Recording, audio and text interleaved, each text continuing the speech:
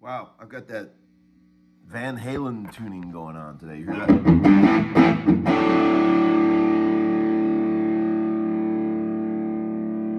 Whereas the guitar is out of tune with itself, but the chords sound so in tune. You know, the Van Halen thing. Just perfectly rounded thirds. Hi, friends. It's Uncle Larry. I'm going to show you a trick, okay? When I was at Groons the other day, trying out guitars, I was doing this, and I showed a friend how to do this. I call it the butter, okay? Check it out. You can be on any guitar. You could be on a Les Paul, Strat, you know, American guitar, foreign guitar, anything.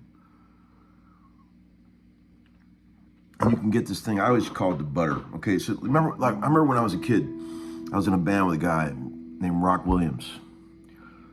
Amazing saxophone player. Black dude, used to play in Winona's band with me. He was a jazzer and a used car salesman. Great guy. Hey, Rock, if you're out there, I miss you, buddy. But he would always walk around backstage with his horn. Great player. And he would play that real low, deep tenor saxophone with tons of spit in it. You know, that's that jazz sound where you can really hear the rattling buzz. And I said, man, I love that sound, Rock. He goes, yeah, that's foo-foo, man. We call that foo-foo. You know, that real low kind of sound. You can get that on a guitar, or the equivalent of it, right? You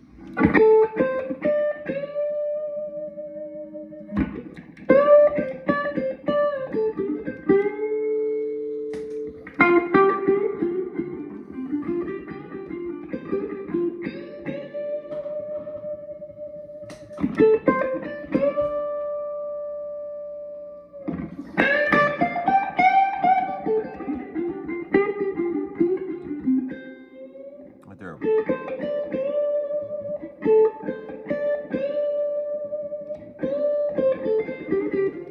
Here's how I do it, okay? It looks simple, but it's actually, there's a lot to it.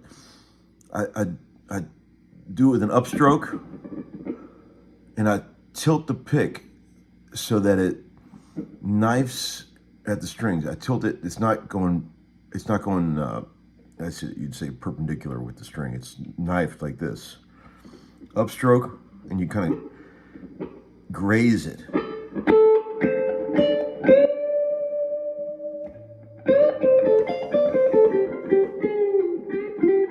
If I just pick that straight, I want that butter sound.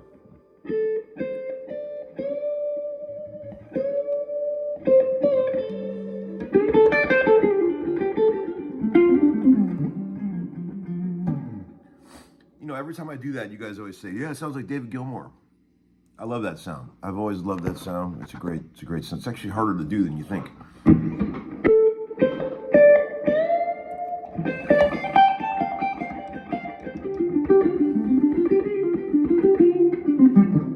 don't think you can get it with a downstroke. Not really. No, it's not the same. So that's probably why I upstroke everything, because of stuff like that. I never even knew I was doing that until you guys pointed it out. But welcome to the show. Early morning, Larry. Just woke up. Already played a few games of chess. One guy said, hey, Larry, what are the similarities between guitar and chess? I think for me, I'm pretty good at one of them and I suck at the other. But that's about where it stops. So anyway, yeah, the 66 sectional telly sure went quick. That was probably one of the fastest garage sale items yet. The guy that bought it bought a ton of guitars from me. I can't even remember how many guitars I've sold him so far, and he always loves everything he gets from me. And do you remember that 52 Les Paul Gold Top that I had a while back? I did a whole video on it where I was working on it. He bought that, and I think he's ready to launch that guitar. If anybody out there is looking for a cool 52 Les Paul, I can get you in touch with the guy. It'll be in the low 30s range, but it's a nice one. Damn nice guitar. So let me know about that. I can put you in touch with him. One guy said, "Hey Larry, is the Third and Lindsley gig with you and Guthrie sold out yet?" I don't know. I think the last I heard there was like 100 tickets left. So if anybody's wanting to come down to that little party, we got some fun guests coming for that one. I can't tell you who they are, but well, they're not really confirmed yet, so I can't really tell you who they are, but I'm pretty sure you're going to be enjoying the guests that we have on that gig.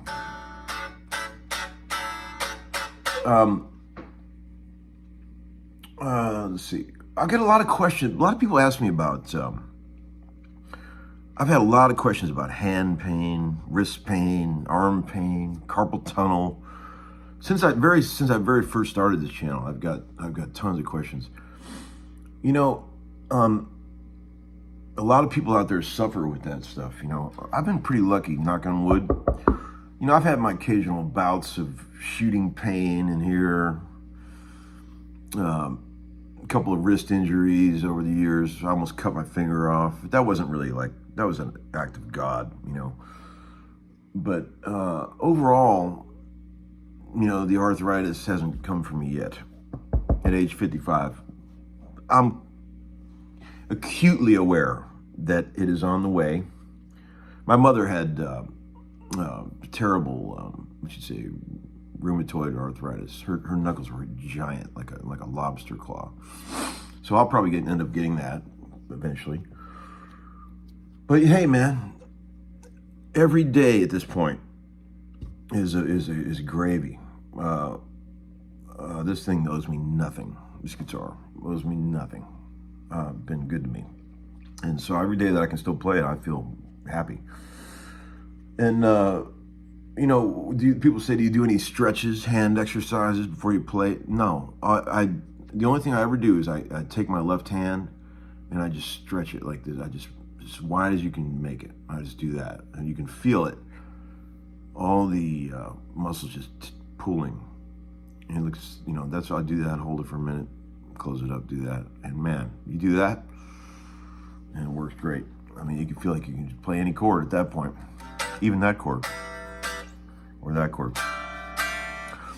So yeah, that's what I do. But sorry to all you cats out there that are, you know, a lot of people are crippled. They can't play guitar at all because of it. And man, that's just, that sucks. And I think that's just, I will say this. If you're ever playing and you're going to play something that's difficult, that you're not used to playing, and you feel shooting pain right here, just stop doing it. I've had that happen many times. If I ever feel that feeling, I just immediately stop what I was just doing that was causing that feeling. There's a certain type of guitar neck that causes that feeling right here when I play it, and I immediately get rid of those guitars. There's a certain shape. It's happened to me twice recently. I bought two 59 Tele Customs that both did that to me. And I was happy to get those guitars because, you know, it's one of my dream guitars, but both of them caused hand pain and I got rid of them immediately. So there's that. So maybe there's some two-tone Tele Customs out there that I can play.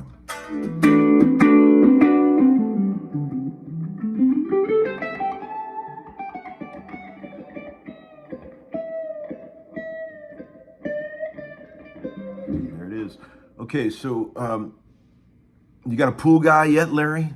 One guy said, Man, I have been calling. I've called like 4 different people trying to find a weekly pool maintenance guy, and they've all flaked out on me, all of them. So if anybody out there knows a really ninja, badass pool guy servicing the South Nashville area, please let me know. I need a guy to come over once a week. I'll pay him handsomely, make sure everything's nice. I just want to be able to just use it and not think about it. That's what I want to do. Here's a good one. A guy said, hey, Tom, what does it cost to make a record in Nashville? Man, good one. I know about that. Lord Jesus, I know about that. Here's what I tell people, okay? I don't care who you know, how many favors you call in, who helps you out. There is no way you can make a full finished professional record in Nashville for under 30 grand. 30 grand. 30 grand to 50 grand is the number. That's what it costs to make a record. And that's a budget record, okay? By the time you pay everybody and you get the thing mixed, mastered, and produced, you're gonna be in 30 grand and up. I promise you. I've done it many times. I've called in all kinds of favors from close friends that can help me, and it still costs 30 grand. See, the average going rate, okay, so like if I'm producing a record for somebody, I've been doing a lot of this lately, okay? It's $1,500 a day. I do $1,500 a day to produce and play, okay? My normal rate. I usually, the studio with the engineer usually costs $1,500 a day, okay? For a nice studio that you actually want to record in. How many players you get is all up to you, but each one of those players is $800 a day, okay? So you get from 10 a.m. to 5 p.m. with those guys for $800 a day. Then you got to pay a guy to mix it. I don't think anybody of any note is going to be mixing any of your songs for under $700 a song. And then you pay to master it, which is about 3 grand. And then you have to get them all printed up. So you're looking at 30, 40, 50 grand for a record, okay? And it's a lot of money, but you know, you get it back. I mean, the record that Guthrie and I have made, I think we've got that money back, you know, 3 or 4 times over, you know? And even if you just get your money back, it's still worth doing, right? It's great. I'm all for it. Making a record is cool. It's fun. It's rewarding. I waited 50 years to make one. So, but I've produced a lot of stuff for people, and that's just what it costs.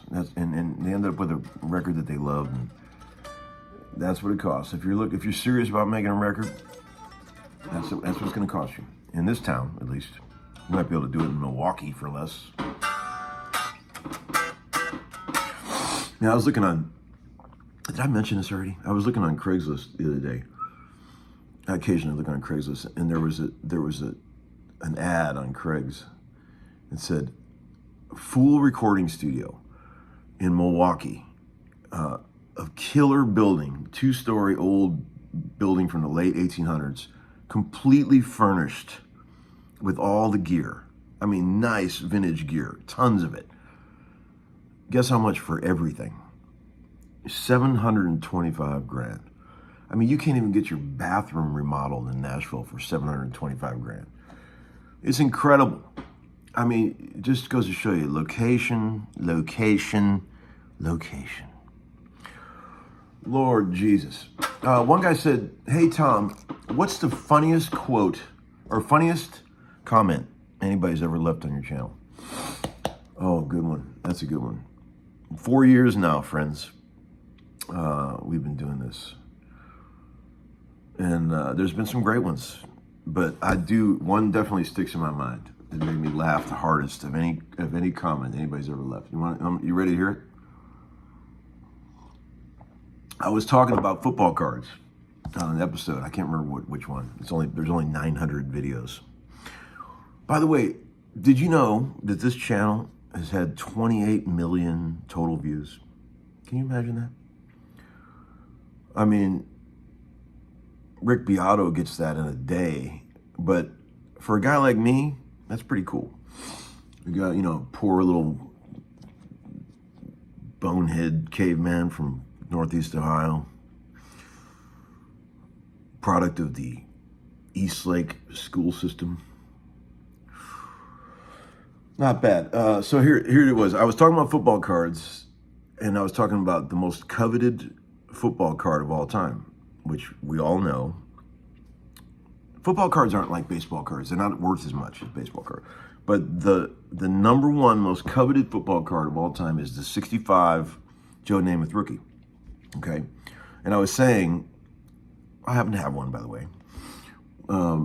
Mine's a 4 out of 10 condition, graded. 4.5, I think, actually. And I said, a highly graded Namath rookie can be worth 50, 60 grand, on the market. And a guy said, for 50 grand, you could have Joe Namath come and DJ your party.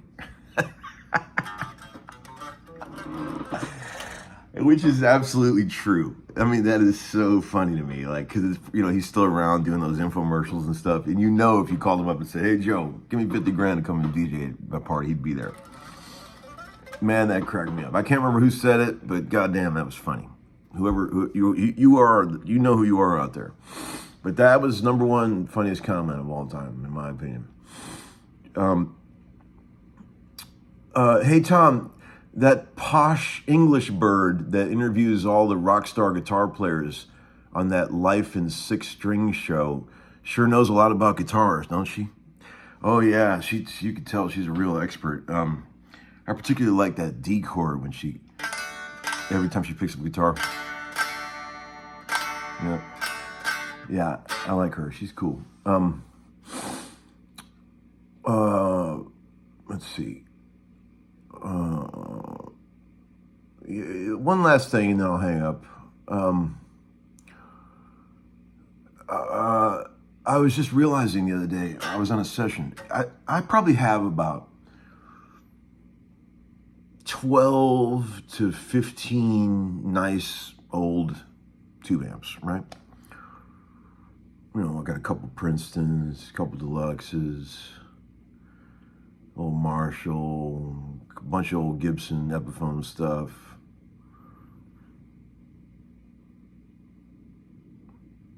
Old Cream Bassman.